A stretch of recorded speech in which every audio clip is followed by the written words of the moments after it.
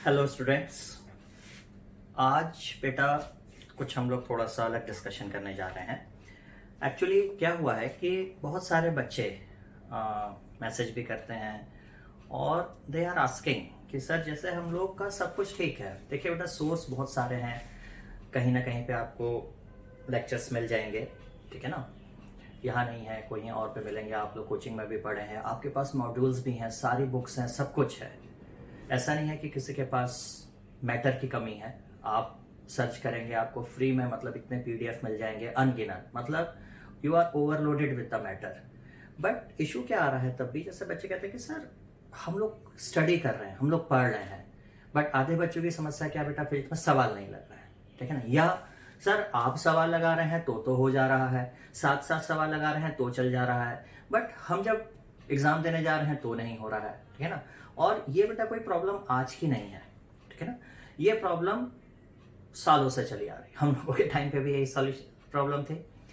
तो अब सवाल यह है कि इतने सालों से प्रॉब्लम है तो इसका सॉल्यूशन क्या है। तो सबसे पहले बेटा आपको समझना पड़ेगा कि इसका कोई एक स्पेसिफिक पिन पॉइंट वाला सॉल्यूशन नहीं है, ठीक है ना। कि मैंने आपको बोला कि ये देखो बेटा, ये बाबा जी की बूटी है और इस टैबलेट को खा लो और your all problems will be solved. तो हमको ये समझना होगा कि चीजें हमारे सामने रखी हुई हैं, हम ही में से कुछ लोग उसको इंटरप्रेट कर रहे हैं, ठीक है ना। तो कुछ लोग क्वेश्चन कर रहे हैं, कुछ नहीं कर पा रहे हैं, कुछ कम टाइम में कर रहे हैं, कुछ ज्यादा कर रहे हैं। तो दैट मीन्स इश्यू मैटर का नहीं है, इशू है ग्रेस्पिंग का। हम कितना ग्रेस्प कर पा रहे हैं, और ग्रेस्प करने के बाद जब हमको कोई कंडीशन दी जा रही है तो जो मेरे पास इंफॉर्मेशन है मैं उसको प्रॉपर यूटिलाइज कर पा रहा हूं कि नहीं। यहां पे आके मेजर इशू आ रहा है। मतलब आपको समझना पड़ेगा, गड़बड़ी इंफॉर्मेशन में नहीं है, गड़बड़ी इस बात में नहीं है कि आपके पास मैटर की कमी है। आपके पास भी वही इंफॉर्मेशन है, दूसरे के पास भी वही इंफॉर्मेशन है, ये बिल्कुल वैसे ही है। आपके पास कलर ब्रश सब कुछ है, दूसरे बंदे के पास भी कलर ब्रश सब कुछ है। लेकिन हम क्या कह रहे हैं, हम कह रहे हैं भाई आप एक ड्राइंग बनाओ, एक बच्चा बना रहा है, एक बच्चा नहीं बना रहा है। तो दैट मीन्स एप्लीकेशन का कहीं ना कहीं पे इशू आ जा रहा है। हम यहाँ पे दो चीज है। एक तो देखिए, कुछ लोग इनबिल्ट बने ही हैं कि उनको छोटे से ही, जब वो बच्चे हैं तभी से उनकी इमेजिनेशन इस तरह का है, उनके कुछ सारा खेल देखो बेटा आपको समझना पड़ेगा। तो all game is of neurons, ठीक है ना। और आपको ये भी समझना पड़ेगा कि न्यूरॉन्स किस तरह से एक्ट करेंगे, हर बंदा अपने आप में अलग है, कैसे उनकी प्रोसेसिंग होनी है, नोबडी नोज। बट एक चीज हमको पता है कि हम सब यदि कोशिश करें तो कोशिश करके हम चीजों को सीख सकते हैं। जैसे जब मैं पैदा हुआ तो मुझे ड्राइविंग नहीं आती थी, पहले मैंने 2 व्हीलर पे ड्राइविंग सीखी, फिर मैंने 4 व्हीलर पे ड्राइविंग सीखी, तो अल्टीमेटली मैंने लर्न किया। तो लर्न के प्रोसेस में क्या हुआ होगा, कुछ मुझे इंफॉर्मेशन दी गई, उस इंफॉर्मेशन को मैंने याद किया, और जब मैं प्रैक्टिकल करने गया तो उस इंफॉर्मेशन को मैंने अप्लाई किया। कोई 1 दिन में लर्निंग सीखता है, कोई 5 दिन में, कोई 10 दिन में। तो कहीं ना कहीं पे जो लर्निंग, और कोई नहीं भी सीख पाता है, क्यों? क्योंकि लर्निंग करते वक्त अगर कुछ गाड़ी भिड़ गई, कुछ हो गया, तो उसका कॉन्फिडेंस शेकअप हो जाता है, उस केस में फिर वो दोबारा कभी ट्राई करता ही नहीं है ना। तो अब यहाँ पर इसी तरीके से बेटा, जो फिजिक्स में या केमिस्ट्री में जब आप, या मैथ्स में जब आप प्रॉब्लम लगाते हो, तो प्रॉब्लम सॉल्व करना भी it's a kind of art. और किसी भी आर्ट को जैसे हम लर्न करते हैं, ठीक है ना, और एक होता है इनबिल्ट कि कोई बचपन से मतलब वो सीखता नहीं है। जैसे मैं आपको एग्जांपल दूं, जैसे किशोर कुमार थे, इतना अच्छा गाना गाते थे, बट उन्होंने कोई प्रोफेशनल सिंगिंग का कोर्स नहीं किया था, बट स्टिल वो गाते थे, है ना। तो 2-3 चीजें होती हैं। एक, मैं बार बार कहता हूं कि एक होते हैं कि जिनको कुछ गिफ्टेड है, उनको आप अलग कर दीजिए, बट गिफ्टेड के अलावा भी एक कैटेगरी है जो कि लर्न वालों की होती है, जो लोग सीखते हैं, ठीक है ना। तो अब हम लोग कैसे करें, तो इसको मैं खाली हवा में, देखो बेटा क्या है कि हवा में बात करना बड़ा आसान होता है, ठीक है ना। ऐसे कर लीजिए, पहले बेसिक पढ़ लीजिए, फिर सवाल लगा लीजिए, फिर इतना घंटा प्रैक्टिस कर लीजिए। और ये मैं आज से नहीं बेटा, जब मैं छोटा था तब से सुनता आ रहा हूं, ठीक है ना। तो सवाल ये है कि आखिर किस तरह से अप्रोच बनाई जाए, ठीक है ना। तो अप्रोच का सबसे पहला ऑब्जेक्टिव समझिए, हम क्या, किस चीज के लिए अप्रोच चाह रहे हैं। हम चाह रहे हैं कि हम जो पढ़ते हैं, फिजिक्स की मैं बात कर रहा हूं स्पेशली, क्योंकि देखिए बायो में एप्लीकेशन कम है, बायो में जो आप डायरेक्टली पढ़ते हैं वो डायरेक्टली आ जाता है। जैसे आपको बोला जो आपका मान लीजिए बायोटेक्नोलॉजी पढ़ रहे हैं, तो आपने कहा कि भाई कहाँ पे ये जीन में स्प्लाइस करेगा, तो आपको पता है कि यहाँ पे बैम 2 है, बैम 1 जो भी है आपका वो यहाँ पे कट करेगा, वो आपको मालूम है, ठीक है ना। आपको मालूम है मेंडल के 7 कैरेक्टर थे, तो किसका पेयर कौन सा था, कैसा था, ठीक है ना, वो भी आपको मालूम है, तो वो फिक्स है कि नहीं। आरएनए पॉलीमरेज कहाँ से शुरू हो रहा है, प्राइमर यहाँ से बन रहा है, तो ठीक है 3 to 5 में हो रहा है कि 5 to 3 में हो रहा है, तो एग्जैक्ट है कि हाँ 5 to 3 में हो रहा है, ओकाज़की फ्रेगमेंट कहाँ बन रहा है, तो वो एग्जैक्ट क्लियर है आपको, समझ गए। तो इसी तरीके से गॉल ब्लैडर है, तो भाई बाइल कहाँ स्टोर हो रहा है, तो गॉल ब्लैडर में हो रहा है। अब वहां पे मॉडिफिकेशन नहीं है कि अगर हम गॉल ब्लैडर को काट के आधा उसका पार्ट इंटेस्टाइन के साथ जोड़ दें और आधा उसको किडनी के साथ लगा दें तो क्या हो, ये वाली पॉसिबिलिटी वहां पे नहीं बन रही। तो वहां पे जो इंफॉर्मेशन है एकदम टू द पॉइंट इंफॉर्मेशन है। बट फिजिक्स में क्या हो रहा है, जो हम पढ़ रहे हैं, हमने एफबीटी पढ़ा एक ब्लॉक पर, हमको ब्लॉक सरकाया गया, अब वो क्वेश्चन पूछ देता है ब्लॉक की जगह डिस्क कर देगा, प्लेन मूवमेंट की जगह रोलिंग करवा देगा, फ्रिक्शन लगा देगा, फ्रिक्शन को कम कर देगा, समझ ना, उसको पानी के अंदर ले जा देता, तो बाइंड फोर्स आ जा रहा है, उस पर चार्ज दे दे रहा है। तो वहां पर क्या हो रहा है, आपको मल्टीपल चैप्टर्स की जो इंफॉर्मेशन है उसको आपको देखना पड़ जाता है। तो सबसे पहले आपको समझना पड़ेगा कि बायो में जब आप एक चैप्टर पढ़ते हैं तो आप एक पर्टिकुलर चैप्टर पढ़ रहे होते हैं, बट फिजिक्स में जब आप एक चैप्टर पढ़ रहे होते हैं तो गारंटी नहीं है कि जो क्वेश्चन आपको मिलेगा वो उसी चैप्टर से होगा। ये भी पॉसिबिलिटी हो सकती है कि जो क्वेश्चन आप फिजिक्स में कर रहे हैं उसके लिए आपको 3 या 4 चैप्टर की नॉलेज आनी पड़े, ठीक है ना। तो हम एक एग्जांपल से समझने की कोशिश करते हैं। Suppose I am a student preparing for NEET examination, ठीक है ना। अब मैं कैसे कंफर्म करूं कि मैं जो पढ़ रहा हूं वो सफिशिएंट होगा कि नहीं होगा मेरे सवाल लगाने के लिए, ठीक है ना। तो हम एक कोई भी एक्सवाइजेड टॉपिक उठाते हैं, मान लीजिए मैंने टॉपिक उठाया कोलिजन, ठीक है ना। अब मैं कहता हूं मैं 1 साल से तैयारी कर रहा था, ठीक है ना, मैं 1 साल से तैयारी कर रहा था, तो जाहिर सी बात है भाई अब तक मैंने अपनी कोचिंग में या कहीं पे भी ऑनलाइन ऑफलाइन मोड कहीं ना कहीं पे तो कोलिजन का नाम सुना होगा जरूर। क्योंकि अगर मैंने कोलिजन का नाम, तैयारी हो गई है और अब 1 साल होने वाला और मैंने कोलिजन का नाम सुना ही नहीं है तो यूजलेस है। इसका मतलब मैं अटेंटिव ही नहीं था अपनी, मैं सीरियस था ही नहीं तैयारी को लेकर। तो जब मैंने कोलिजन सुना बेटा, तो सबसे पहले तो आप ये समझिए किसी भी चीज की जब आप सुनते हैं तो क्या आप उसको डिफाइन कर पा रहे हो। तो सबसे पहले कोई भी चीज हो, जैसे फर्स्ट लॉ ऑफ थर्मोडायनेमिक्स आप कर लीजिए, तो आप ये समझिए कि आप उसको डिफाइन कर पा रहे हैं। और कोई चीज नाम लीजिए, सपोज आपने इलेक्ट्रिक फील्ड लाइन की बात करी, तो क्या आप उसको डिफाइन कर पा रहे हैं। तो सबसे पहले खुद से सवाल मैंने पूछा कि क्या मैं कोलिजन को डिफाइन कर पा रहा हूं। अब देखो बेटा, कोई जरूरी नहीं कि यहाँ पे बिल्कुल एक फुल प्रूफ टेक्निकल लैंग्वेज हो, खतरनाक टाइप की, मतलब कोलिजन का एक ब्रॉड आइडिया है। हाँ, कोलिजन का मतलब 2 बॉडीज या 2 से ज्यादा बॉडीज हैं, द की पॉइंट इज उनके बीच में एक ह्यूज इंटरेक्शन होगा for a short interval time. The key points are, जो भी उनके बीच का इंटरेक्शन होगा that will be for a very short interval of time, और इतना शॉर्ट इंटरवल ऑफ टाइम के लिए होगा कि हम फोर्स के एनालिसिस यानी कि ड्यूरिंग द कोलिजन वाला पार्ट हम समझ भी नहीं पाएंगे। हमारे पास जो भी इंफॉर्मेशन है बिफोर कोलिजन की हो सकती है, आफ्टर कोलिजन की हो सकती है, तो जो भी हम लोग को काम करना है वो इंफॉर्मेशन बिफोर कोलिजन और आफ्टर कोलिजन की होगी। ड्यूरिंग द कोलिजन वाले पार्ट पे हमारे लिए एनालिसिस करने का कोई बहुत ज्यादा टाइम नहीं मिलेगा। तो कुल मिला के कीवर्ड हमको समझ में आ गया कि एक तो इंटरेक्शन बहुत स्ट्रांग होगा, इंटरेक्शन विल बी स्ट्रांग, और दूसरा बहुत ही शॉर्ट ड्यूरेशन का इंटरेक्शन होगा, ठीक है भाई। अब कोई भी चीज जब आप पढ़ते हैं तो उसका क्लासिफिकेशन या टाइप्स जरूर होगा। आप कोई भी चीज देखिए, ठीक है ना, या टाइप नहीं होगा तो डिफरेंट सिनेरियो, जैसे अगर आप फर्स्ट लॉ ऑफ थर्मोडायनेमिक्स की बात करेंगे, आप कहेंगे सर उसका तो टाइप कैसे होगा, तो एक ही है, बिल्कुल एक ही है, लेकिन फिर उसका डिफरेंट सिनेरियोज में एप्लीकेशंस होंगे कि आइसोबारिक प्रोसेस में क्या है, आइसोथर्मल प्रोसेस में कैसे यूज करना है, आइसोकोरिक प्रोसेस में कैसे यूज करना है, ठीक है ना। तो यहां पर क्योंकि ये कोई लॉ नहीं है कोलिजन, है ना, कोलिजन इज अ कह लीजिए इवेंट, तो इवेंट के टाइप्स क्या मैं कर सकता हूं, तो हाँ मुझे समझ में आता है कि मैं इलास्टिक, अब ये परफेक्टली इनइलास्टिक, और तीसरा क्या कर सकता हूं, इनइलास्टिक। अब यहां पे आपको समझना पड़ेगा कि इलास्टिक से मेरा मतलब एक्चुअली क्या है, परफेक्टली इलास्टिक है। तो 2 एक्सट्रीम केसेस होते हैं, 2 आर द एक्सट्रीम केसेस, और एक ये बेसिकली प्रैक्टिकल या जनरल केस है जो कि हमको डे टू डे लाइफ में मिलेगा। तो सबसे कॉमनेस्ट केस जो हमको डे टू डे लाइफ में मिलेगा वो ये थर्ड वाला पार्ट है, that is the inelastic collision. लेकिन हमको प्रॉब्लम सबसे ज्यादा मिलेंगे या तो इलास्टिक कोलिजन से या परफेक्टली इनइलास्टिक कोलिजन से, अगर हम कंपटीशन की बात करेंगे तो। क्यों? क्योंकि कंपटीशन में हमेशा आइडियल केसेस या एक्सट्रीम केस पूछे जाएंगे जहां से कि क्वेश्चन को डील करना हमेशा इजी रहता है। ठीक है ना। अब भैया 3 नाम आ गए, तो सवाल है क्या, इलास्टिक, परफेक्टली इलास्टिक और इलास्टिक की कुछ ना कुछ फिर क्या होती होंगी भाई। अगर ये टाइप्स हैं तो इनको किन्हीं ना किन्हीं प्रॉपर्टीज, किन्हीं चीजों के बेसिस पे डिफरेंशिएट किया हो गया ना।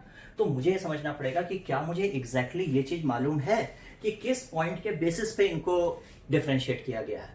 तो इन किस पॉइंट के बेसिस पे डिफरेंशिएट किया गया है, तो इसके लिए मुझे कोलिजन का एक बेसिक आइडिया होना जरूरी है। कोलिजन का एक बेसिक आइडिया होना इज मस्ट। तो अब मैं आंख बंद करूंगा, मैं रखूंगा कि भाई क्या मुझे कोलिजन का बेसिक आइडिया है। तो मुझे समझ में आता है कि हाँ भाई, जैसे 2 बॉडीज हैं, एक की स्पीड आप u1 ले लीजिए, एक की स्पीड u2 ले लीजिए, ठीक है ना। यहां से कोलिजन की शुरुआत होती है जब ये बॉडीज एक दूसरे को टच करती हैं। यहां से कोलिजन की कंडीशन क्या हो जाती है कि u2 को u1 से बड़ा होना पड़ेगा, तभी कोलिजन हो पाएगा। यहां से ये बॉडी जो पीछे वाली बॉडी है इसको दबाती है और इस तरह से इनमें डीफॉर्मेशन होता है। तो यहां तक की फेज आप कह सकते हैं फेज ऑफ डीफॉर्मेशन। और इस डीफॉर्मेशन की फेज में क्या हो रहा है, ये दब रहे हैं, यानी कि जो सिस्टम की काइनेटिक एनर्जी है वो किस में कन्वर्ट हो रही है, पोटेंशियल एनर्जी में, ठीक है ना। अब इसके बाद क्या हो रहा है, इसके बाद यहां से, ठीक है ना, दैट मीन्स इसके बाद मल्टीपल ऑप्शंस हैं। क्या क्या हो सकता है, मल्टीपल ऑप्शंस हैं। That means up to this part all the collisions are same, यानी सारे कोलिजन्स में क्या चीज कॉमन होगी, एक मैक्सिमम डिफॉर्मेशन तक की जो स्टेट है वो सारे कोलिजन्स में जरूर मिलेगी, ठीक है ना। और हमारा जो भी क्लासिफिकेशन होगा इसके बाद शुरू होगा। अब यहां से रिफॉर्मेशन होगा और रिफॉर्मेशन के बाद अगर ये वापस फिर से इस तरह से अलग हो जाते हैं कि आपकी K1 प्लस K2, यानी जो सिस्टम की काइनेटिक एनर्जी इनिशियल थी वो फिर से K1 प्लस K2 डैश। ध्यान रखिएगा, दोनों बॉडी की काइनेटिक एनर्जी में इंडिपेंडेंटली नहीं कह रहा हूं, ठीक है ना। इसको थोड़ी देर के लिए मैं मिटा दे रहा हूं आपको समझाने के लिए, क्योंकि बोर्ड थोड़ा सा छोटा पड़ रहा है। तो यहां पे आपको समझना पड़ेगा, मैं ये बात नहीं कह रहा हूं कि K1 और K1 डैश सेम हो गए, बट मैं कह रहा हूं सिस्टम की जो इनिशियल काइनेटिक एनर्जी है वो सिस्टम की फाइनल काइनेटिक एनर्जी के बराबर हो जाती है। मतलब K1 प्लस K2 बराबर K1 dash plus K2 dash हो जाता है। हो सकता था 60 प्लस 40 हो, और बाद में ये 50 प्लस 50 या 70 प्लस 30 या 10 प्लस 90 कुछ भी हो जाए, बट टोटल एनर्जी हमारी 100 थी और कितनी बनी हुई है, 100 बनी है। अगर ऐसा हो जाता है बेटा तो हम बोलते हैं ये कैसा कोलिजन है, ये परफेक्टली इलास्टिक कोलिजन है, या इसको कभी कभी हम सिर्फ इलास्टिक कोलिजन भी बोल देते हैं। अब सवाल ये आया, यहां से सबसे मेन जो कॉन्सेप्ट आ गया, ठीक है ना। अब आप एक चीज और देखिए कि क्या इलास्टिक कोलिजन में काइनेटिक एनर्जी कंजर्व्ड क्वांटिटी रही कि नहीं, ठीक है ना। तो कंजर्व्ड क्वांटिटी पूरे कोलिजन में, जैसे ही आप सुने कोलिजन तो मुझे समझ में आया कि कोलिजन में जो एक सबसे इंपॉर्टेंट टर्म होगा वो कंजर्व होगा, क्योंकि कभी आप देखेंगे momentum is conserve, kinetic energy is conserve, kinetic energy remain same और नॉट, क्योंकि मैंने इस तरह के क्वेश्चंस कई बार देखे हैं। तो मुझे एक चीज क्लियर कट समझ में आनी चाहिए कि कोलिजन चैप्टर में कंजर्व वर्ड बार बार आएगा। तो कंजर्व वर्ड का मतलब क्या होता है, एक चीज जो जैसी थी वैसी की वैसी रही। जैसे देखिए, मेरे पास बर्फ थी, मैं ये बर्फ लेके गया, बर्फ पिघल गई, पानी बन गई, और वापस थोड़ी देर बाद मैंने उसको जमा के बर्फ बना दिया। तो अब आप देखिए, इवेंट की शुरुआत में मेरे पास बर्फ थी, बाद में बर्फ थी, बट क्या जो बर्फ का स्टेट था वॉज इट वॉज कंजर्व्ड और नॉट? नहीं, इट वॉज नॉट कंजर्व्ड, क्योंकि बीच में बर्फ क्या बनी थी, पानी बनी थी। आप बात समझ में आ गई। और एक ये होता कि बर्फ थ्रू आउट बर्फ बनी रहती सॉलिड। तो बर्फ अगर थ्रू आउट बर्फ बनी रहती तो हम कहते हैं the state of ice was conserved. But अगर बर्फ पानी बन के फिर पानी से वापस बर्फ बनी है तो बर्फ की state was not conserved, but initial state of और फाइनल स्टेट सेम हो गई थी। एग्जैक्टली यही हो रहा है यहाँ काइनेटिक एनर्जी में, कि इनिशियल काइनेटिक एनर्जी और फाइनल काइनेटिक एनर्जी सेम है, बट आप ध्यान से देखेंगे तो यहाँ पे जो सिस्टम की काइनेटिक एनर्जी है K1 प्लस K2, डिफॉर्मेशन वाले स्टेट में आके वो K1 double dash plus K2 double dash plus क्या बन रही है, पोटेंशियल एनर्जी, डिफॉर्मेशन एनर्जी कह लीजिए या इलास्टिक पोटेंशियल एनर्जी। अब यहां से क्या हुआ, अगर 100% ऑफ इलास्टिक पोटेंशियल एनर्जी वापस क्या बन जाती है, काइनेटिक एनर्जी, तो आपकी 2 वन प्लस डबल डैश, इसमें ये ऐड होके आपको क्या दे देता है, K1 dash plus K2 dash, और ये इनिशियल काइनेटिक एनर्जी के बराबर हो जाता है। तो आप बोलते हैं इलास्टिक कोलिजन। तो सबसे इंपॉर्टेंट पॉइंट मेरे को समझ में आई कि kinetic energy is not a conserved quantity, is not a conserved quantity in elastic collision. ये सबसे मेजर कंफ्यूजन है, ठीक है ना। अब दूसरा केस क्या हो सकता है, दूसरा हम लोग एक और एक्सट्रीम केस ले लेते हैं, जहां पर कि ये जो हमारी बॉडीज थी, यानी कि K1 प्लस K2 था, हमने बताया K1 double dash plus K2 double dash plus elastic potential energy बना, और इसका 0% रिकवर हो, यानी आपका there is a permanent loss of kinetic energy, और जो आपको एनर्जी मिलेगी अब K1 प्लस K2 डैश, ये हर हालत में K1 प्लस K2 से कम होगी। तो इस केस में समझिए 100% काइनेटिक एनर्जी का लॉस नहीं हुआ, 100% काइनेटिक एनर्जी का लॉस नहीं हुआ, but there is maximum loss in the kinetic energy of system. और यहां पर भी काइनेटिक एनर्जी कंजर्व क्वांटिटी नहीं है, वो तो जब, और साथ में kinetic energy before collision after collision same नहीं है। लेकिन इलास्टिक में क्या था, kinetic energy was not a conserve quantity, but at least kinetic energy before collision and after collision was same, ठीक है। तो अब मेरे को क्लियर हो गया बेटा कि इलास्टिक कोलिजन और परफेक्टली इन इलास्टिक कोलिजन में क्या डिफरेंस आ रहा है। और जो third category in elastic collision वो मिलीजुली हो जाएगी, यानी कि कुछ पार्ट इसका आ जाएगा, कुछ पार्ट नहीं आएगा, तो वो आपका इलास्टिक कोलिजन हो जाएगा, ठीक है ना। तो इसका मतलब मुझे जो टाइप है वो क्लियर हो गया।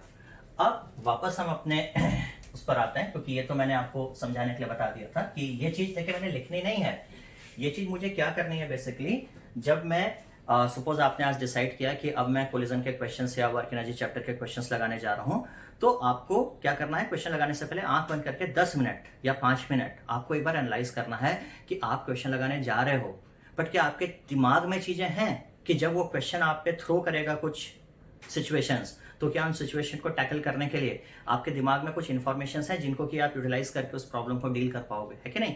अक्सर हम लोग क्या करते हैं, बिना किसी तैयारी के पहुंच जाते हैं, फिर क्वेश्चन होता नहीं है, फिर हम सोचते हैं कि नहीं भैया फिजिक्स मुश्किल है, चलो इसको छोड़ दो, ठीक है ना। तो हमने देखा हमारे पास कोलिजन में क्या आ गया, क्या हम डिफाइन कर पा रहे हैं, ओके, टाइप्स का मुझे आइडिया क्लियर लग रहा है, ठीक है ना। अब थर्ड चीज मुझे देखनी है, क्योंकि अगर आप 1+2 बॉडी को एक सिस्टम मान लें, तो जो भी फोर्स लगा इनके आपस में लगा, कोई एक्सटर्नल फोर्स तो लग नहीं रहा है, इसका मतलब जो सिस्टम का मोमेंटम है दैट विल बी कंजर्व्ड। लेकिन किसका मोमेंटम, सिस्टम का। भाई बॉडी 1 पर तो बॉडी 2 ने फोर्स लगाया, और बॉडी 2 पर बॉडी 1 ने फोर्स लगाया, तो अगर कोई आपसे पूछता है क्या इंडिविजुअली मोमेंटम बॉडी 1 और बॉडी 2 का कंजर्व है, नहीं, 1 और 2 का कंजर्व इंडिपेंडेंटली नहीं है, बट 1+2 का as a system momentum will remain conserved irrespective of the type of collision, चाहे वो इलास्टिक हो, चाहे वो इनइलास्टिक हो, चाहे वो परफेक्टली इलास्टिक हो, कैसा भी कोलिजन हो, सब में जो मोमेंटम है of the system that will be a conserved quantity, ठीक है ना। अब ये तो एक क्लासिफिकेशन हो गया। अब मुझे देखना पड़ेगा क्या टाइप में, भाई एक तो हो गया इलास्टिक ये वाला।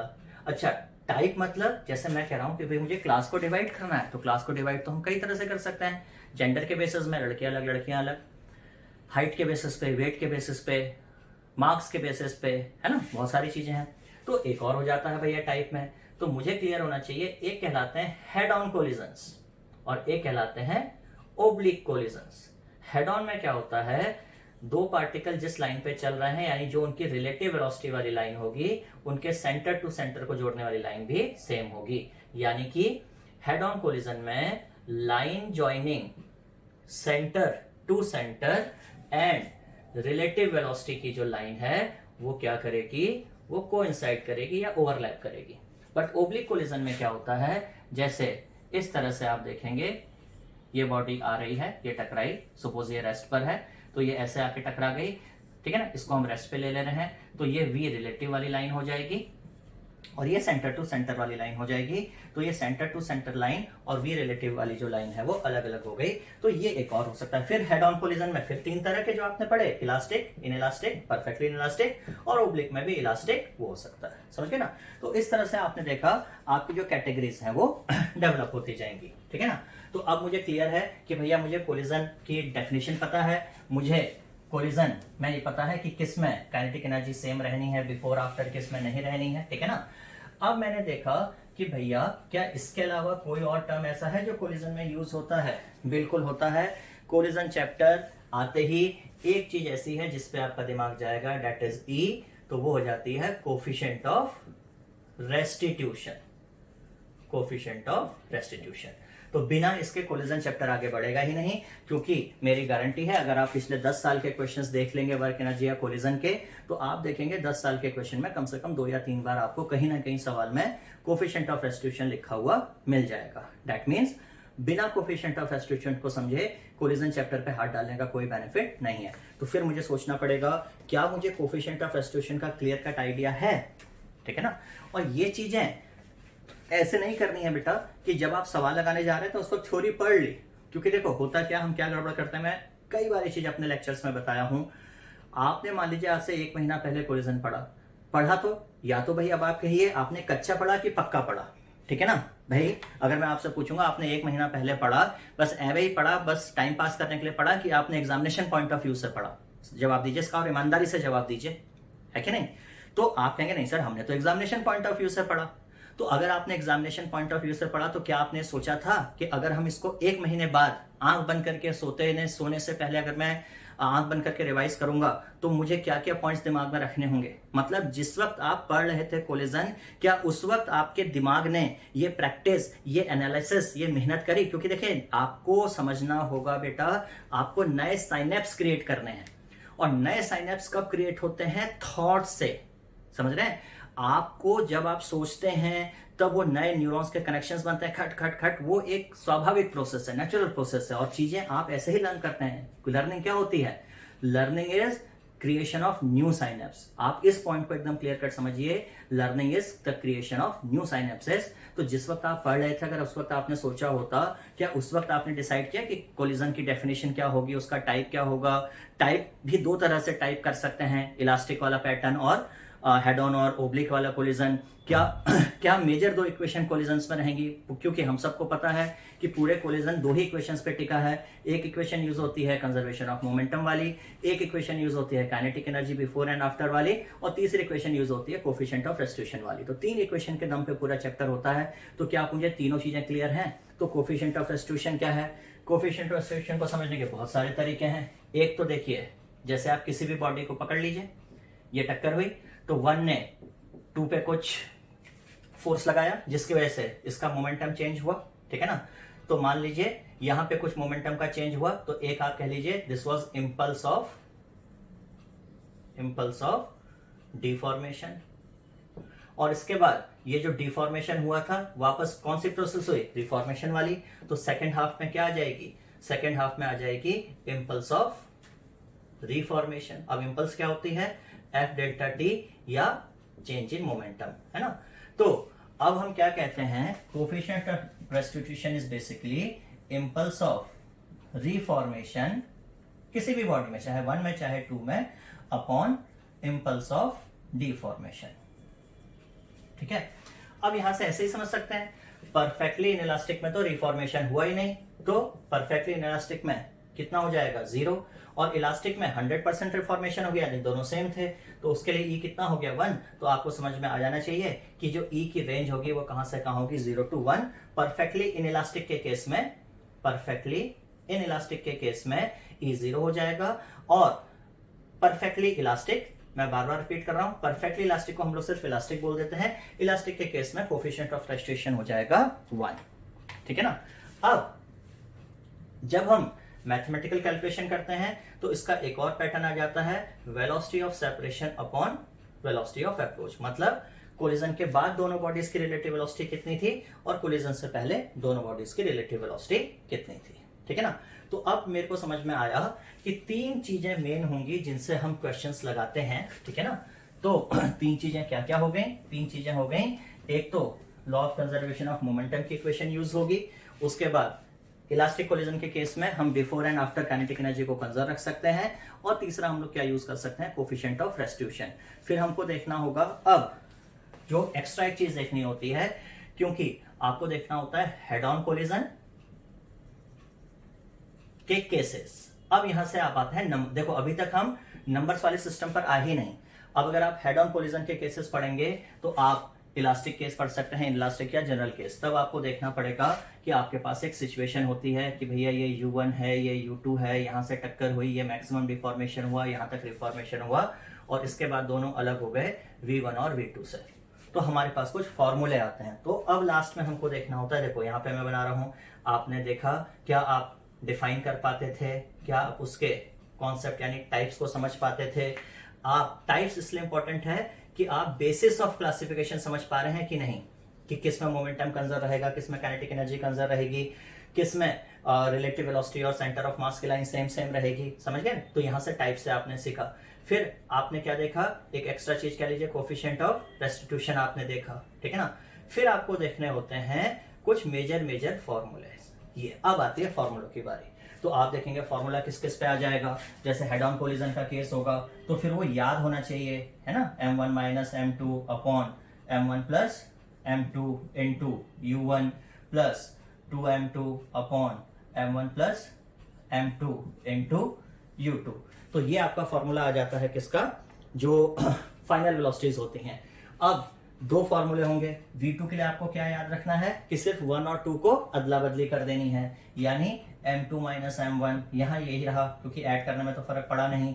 यहाँ 1 था तो यहाँ 2 कर दो, यहाँ 2m1 कर दो, यहाँ अदला बदली से कोई फर्क नहीं पड़ा, और यहाँ u1 कर दो।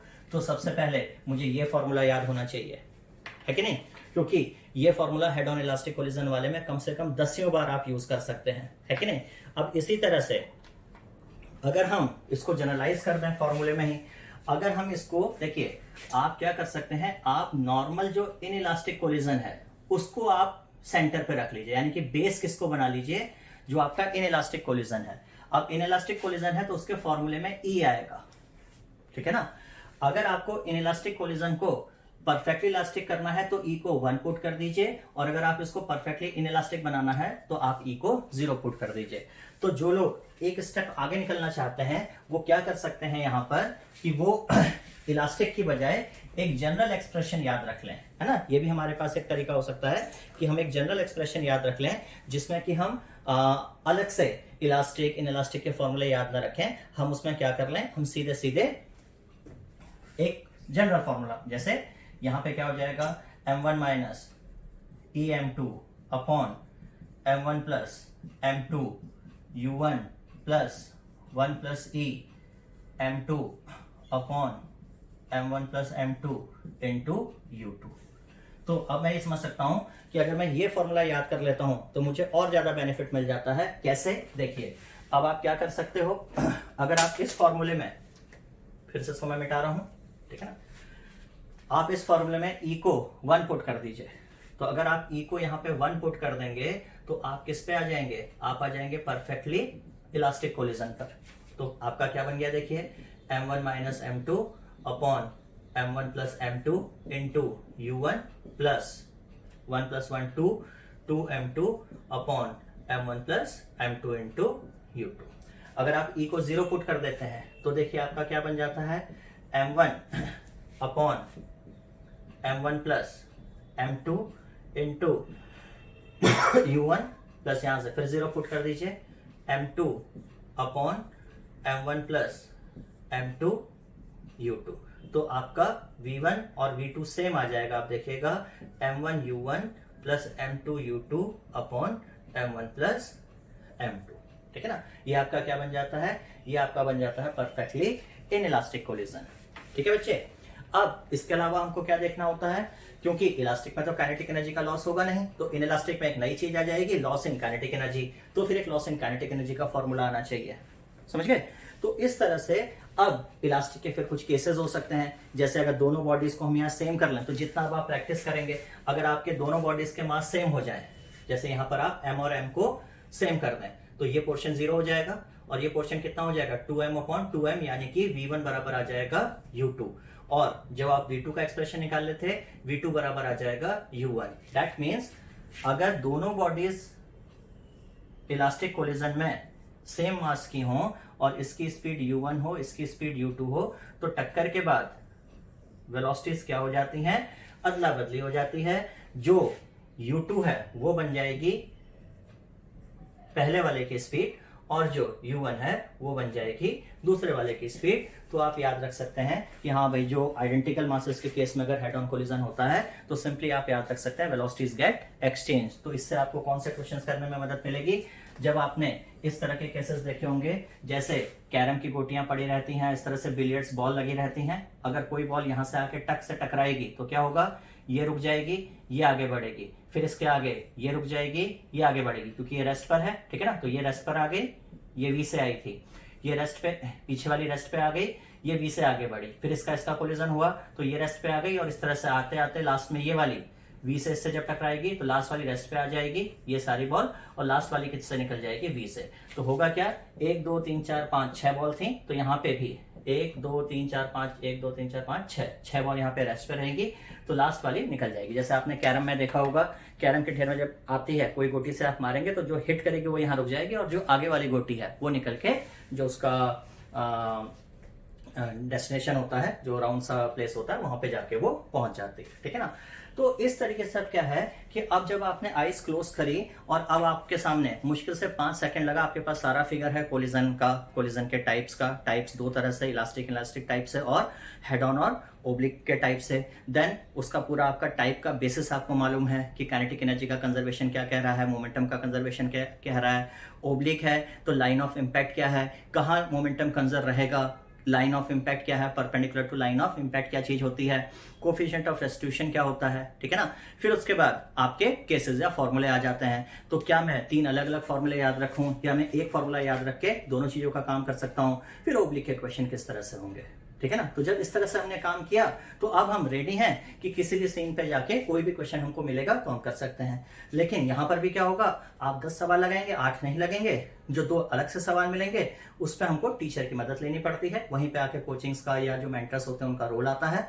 वो जो यूनिक प्रॉब्लम जो आपको मिलती हैं उनको आपको कॉन्सेप्ट की तरह अपने दिमाग में बैठाना होता है, ठीक है बेटा। सो ये एक टिपिकल एग्जांपल था कि किस तरीके से हमको पढ़ना पड़ेगा। खाली ऐसे नहीं कि बस आप लेक्चर देखे जा रहे हैं, फिर एक ने पेन कॉपी पकड़ लिया, सवाल लगाया जा रहा है, ठीक है ना।